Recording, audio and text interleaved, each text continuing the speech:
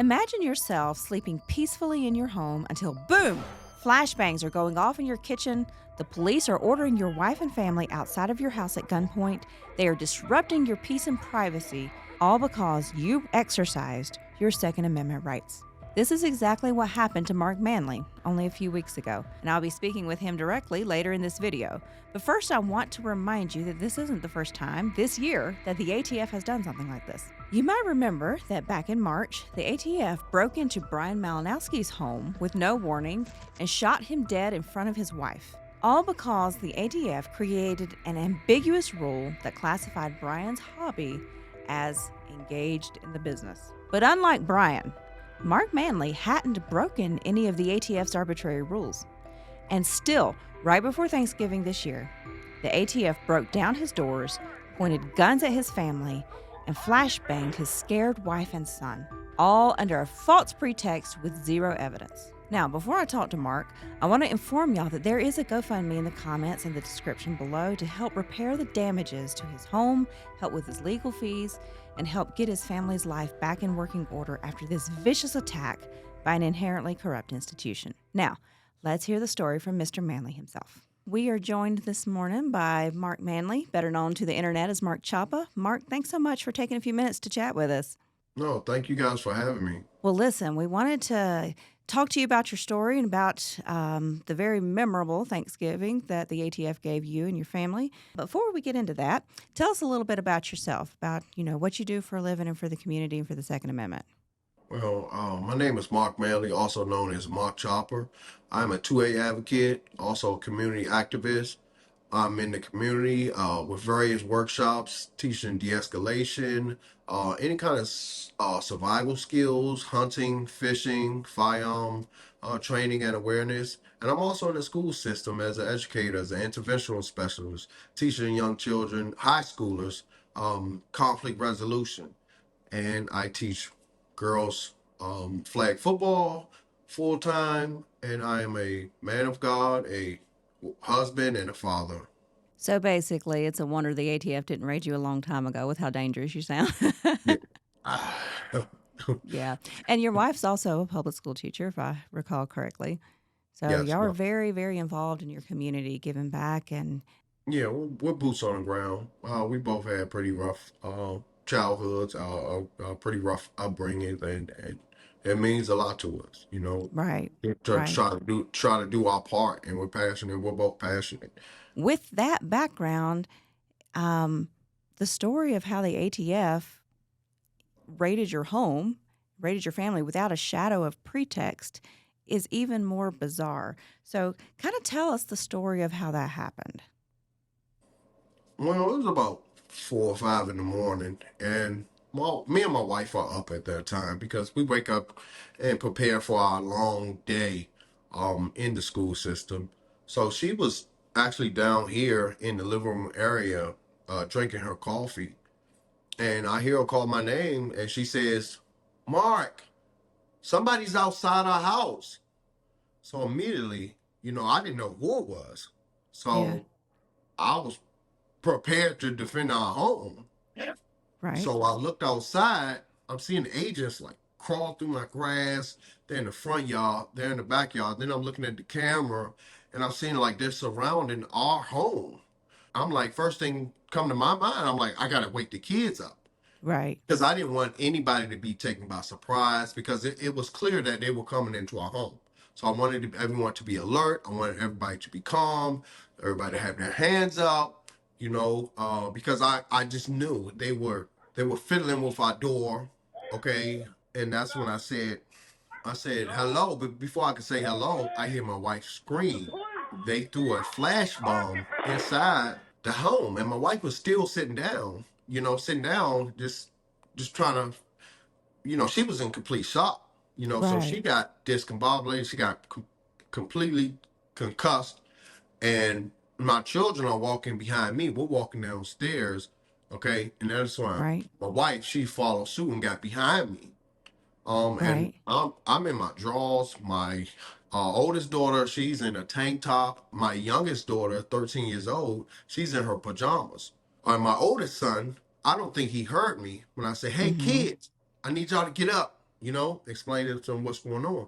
So we're walking out, guns out, show us your hands. My hands is up the whole time. So when I turn around, I see the other agents pointing their rifles at my children. And that is when I screamed out, like, hey, you're pointing guns at my children. You're pointing guns at my children, trying to get them to understand what they're doing. You're pointing guns at my daughter.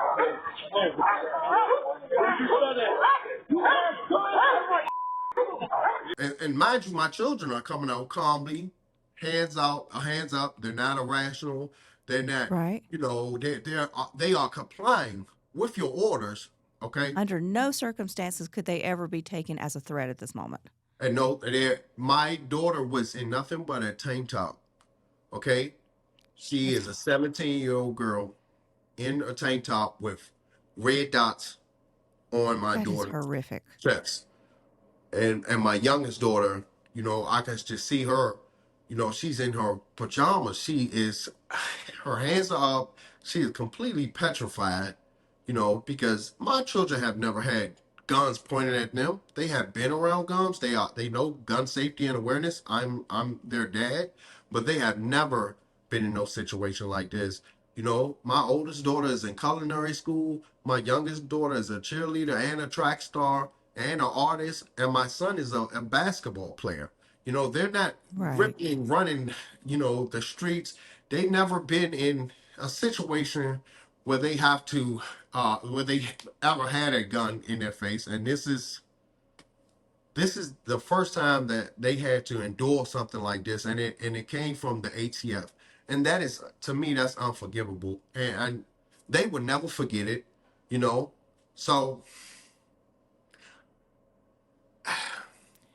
that's just unbelievable. I just have to interject. Just the level of a violation that the ATF perpetrated on you and on your family. And we haven't got into this yet, but we'll get to the evidence in a minute, namely the fact that there was none. And just the fact that the unbelievable trauma that you and your children and your wife have all suffered at the hands of the government, who ostensibly is supposed to be there, to protect and serve. And they're the ones actually inflicting this violation, this trauma on all of y'all. And like you said, none of y'all are ever going to forget that. I am so sorry. This is why we wanted to talk with you, because this is not supposed to happen. And just to have this kind of thing go down in your family right before Thanksgiving, I just don't really have words for how horrific this is. We're just taking it day by day. I definitely want to, keep my children close. But at a time like this, I try to give them space as well, because they don't even realize how traumatizing it was for them. Yeah. Because they're young. They have so many emotions, but I'm seeing it. I'm seeing Yeah. the them having moments or them lashing out, and it hurts me because I know that's this is something that they have to deal with. They have to, overcome. And Right. yeah. Mm-hmm. And you as a father too, and as a husband watching this happen to your family. It was absolutely heartbreaking for me as as a protector. It took me everything not to just defend my home. It took everything out of me to just be disciplined and comply and deal with it later. So the ATF's in your home. There are red dots on you. There are red dots on your kids. What happens next? I hear one of the agents say, "Where's your son? Where's your son?" They already blasted my son with a flash grenade in his bedroom, because the door from outside goes right into his room. So they bust down the door. Goodness. They bust down the door, threw a flash grenade. He's in his drawers as well. He's in under the covers, frightened. I mean, has his hands up. I always taught my children to, to not talk to law enforcement, to ask for a lawyer or to ask for their father. So as soon as he's so afraid, that's the first thing come to mind, and say, lawyer, lawyer, lawyer, but they're like, we will shoot you. They threatened my son to shoot my 15-year-old boy. They threatened to shoot my son. They threatened to shoot your son? Yeah. And They he's threatened. basically, they bust into his room. He's in his bed. He's not even gotten up for the day. He He's not only even got 50. up. They throw a flashbang in there and they're threatening to shoot him. And meanwhile, he's got his hands up and he's asking for a lawyer. Why would they threaten to shoot a harmless 15-year-old boy in his bed? Why? Obviously, they didn't. Obviously, God was watching over you and your family. Yeah. And we're very, very grateful that it didn't turn out any worse than it did. But so, okay, so what happens then? How does this story end? Well, they finally, after me and my children and my wife were outside in the freezing cold, it was 20 degrees outside that morning. So we're outside in our underclothes, in our pajamas. They finally bring my son around in handcuffs and sit him with us while they search the home. So at this point, y'all are sitting on your couch, they're ransacking your house, and y'all still don't actually even know why they're there. Just what you're picking up from their own conversations among themselves.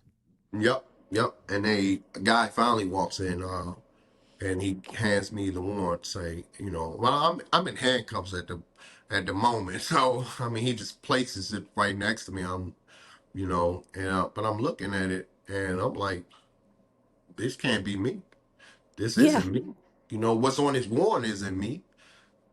I seen something about a felon with a firearm. Right. Uh, in possession of a firearm. Say, well, this is all wrong because I'm not a felon. I've Right. never been convicted of a felony. And then that's when I noticed it said machine guns, and also illegal firearms. So And you don't own machine guns, to be clear, I don't own any machine guns. or Yeah, any illegal firearms. You're law abiding, completely in I'm compliance. completely in compliance, and I'm in the state of Maryland. Yeah. Maryland, our gun laws are pretty strict compared to surrounding areas like Virginia. Mm-hmm. So to be able to have to make sure you have Maryland compliant firearms, I mean you gotta take extra steps, and you have to Right. educate yourself. I do everything I can to obey the Yeah, law. yeah. Yeah. So they're searching the entire house, Oh and yes. they find absolutely nothing that they were Absolutely looking for or that they claimed nothing. to be looking for. Nothing. And that's when they wanted to open the safe. And I said, I'll open it for you guys. There's no need to blow up my safe, you know. So Right. I opened the safe, and it was everything in there were legal registered firearms to myself and my wife. So Did they take anything at all? no, Nothing. nothing but a cell phone. Did they say why they took the cell phone? Part of their investigation. All right. They're already well into the raid. They've already traumatized your entire family and threatened you all before they even produce their warrant. And when they finally produce the warrant, everything on there is stuff that doesn't even describe you because none of those things are true of you. Now one thing is true. When they finish the raid, do they just pack up and leave? Do they apologize? Do they do anything? I believe my wife did mention one of the agents apologized to her. Oh, Um, very but nice of them. but I don't want an apology. No. What they did was it was unethical, it was unconstitutional, and it was unforgivable. So they can keep their apology. As the man of this house, you put me in um the worst position possible. Were there any consequences to the ATF or to the agents involved so far for what they've done to you? No, Have there been any charges filed, any follow up at all, anything at all? no. Just a raid out of the blue, a law abiding man, law abiding family, early in the morning. They come in, they raid you, they turn your house upside down. I'm assuming there was a fair amount of damage from that. Absolutely. Flashbangs left a hole in my floor. Two holes in my floor because there were two flashbangs. that won't come out. We try to scrub it. We try to repair it. I mean, we would need to replace the whole floor Yeah. to for And our home to be in decent condition. There's holes and stuff everywhere. The doors are broken. My front door um is broken. My back door is shattered, completely shattered. you told me you've got legal representation. Yeah, the legal courthouse is the law firm that I have been dealing with in the past, and they've been supporting me through everything. These things cost, Yeah. these Yeah, things they do. cost. We're talking about the ATF. If me and my wife were sleeping and you barged in here, and I thought you were an intruder, first thing I would have picked up was my firearm, and I would have fired shots. Right. And that would have been a gunfight. That would have put my children in jeopardy. That would put my wife in jeopardy. This could have been a Breonna Taylor situation. Mm-hmm. The last gun collector 6 months ago who was murdered by the ATF, Yep. that I could have been him. Yeah. And all it took was, and I thank God, because me and my wife, we are up early. I was up early enough to get everyone Yeah. ready and calm, so we won't have a situation where my children are in the line of fire. My wife isn't in the line of fire. Because these things happen far too frequently and there's never any accountability for the ATF, it's incumbent on the Second Amendment community to rally around and to support and to honestly help you pick up the pieces after what the ATF did. So how can we and our members be of assistance to you and your family? Sharing my story and standing up for one another. If this happened to me, this could have happened to any one of you. Yeah. Don't stand around and not say nothing, not do nothing, when we're all in a community that are representing the Second Amendment, that advocates for the Second Amendment, and be silent. That's right. And I'm also going to add to there's a GoFundMe to help Mark and his family with kind of the damages that the ATF left him with their legal fees, which are extensive right now, because as he mentioned, you can't take chances with something like this and with the ATF. So I would just ask if you would please take a moment to click on the link in the description. We've got a pinned comment with the link below, and chip in, and let's come together and help Mark and his family get through this. Is there anything else that's on your heart that you want to share with the Second Amendment community and with the members of the National Association for Gun Rights? You guys are the first organization that has reached out to us and lent a hand to us, and we are grateful. So of course the members, we appreciate you watching this video, and we're grateful. Me and my family are grateful for any support. We are grateful for anything that you can contribute, whether it is a share of the post, whether it's you clicking the link and dropping $1. We are a thankful family. And how's your family doing in the aftermath? Is everybody okay? My wife, she's she's she's not okay. You Yeah. know, she's not okay. My wife is a school teacher. My wife has never been in anything like this Yeah. before in her life. Well, we are behind y'all. You have our support and our prayers. Once again, y'all, make sure to check out the GoFundMe. And let's all come behind Mark and his family and help them get through this. Mark, thank you so much for taking the time out of I know you had to take time off work to come and share your story. Yeah. And that this wasn't an easy thing to relive. So we really appreciate you coming and telling us about it. Oh, thank you guys. Thank you all so much, and thank you for all the listeners out there too. And we wish you and your family a very merry and peaceful Christmas. And hopefully Thank your you. Christmas will be much better than your Thanksgiving was. Yeah. Yeah, me too. I hope so too. Thank you.